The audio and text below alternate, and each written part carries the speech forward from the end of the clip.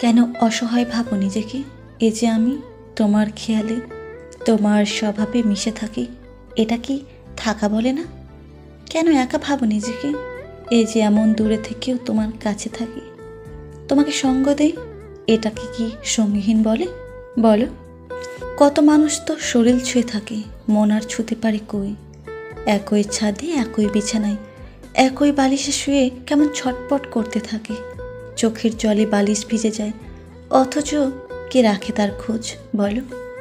কেন এমন নিঃস্ব ভাবো নিজেকে যে আমি তোমায় না ছুঁয়ে তোমার শরীর আর মন জাগিয়ে তুলি, তবু তোমার নিঃস্ব মনে হয়? পৃথিবীতে তোমায় কেউ ভালোবাসে না, মেনে নিলাম কথাটা, কিন্তু যাকে এই আমি এমন পাগলের মতো করে ভালোবাসি, তার কি আদৌ কারো ভালোবাসা না পাওয়ার আক্ষেপ থাকে?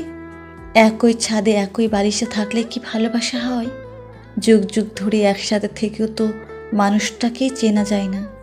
জানি, ভালোবাসলে মানুষটাকে ছুঁতে ইচ্ছে করে, মানুষটার সামনে বসে থাকতে ইচ্ছে করে, মানুষটাকে দু চোখ ভরে দেখার স্বাদ জাগে। তবে জানো তো, এই যে এত ইচ্ছে করার কারণ হচ্ছে মানুষটাকে তুমি পাচ্ছ না।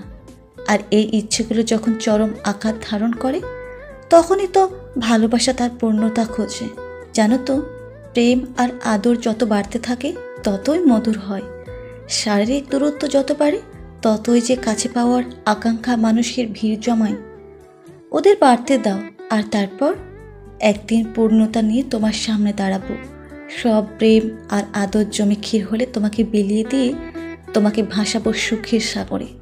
তুমি ভাসবে প্রেম আর আদরের অয়থ জলে, আর আমি ডুবে ডুবে জল খাবো।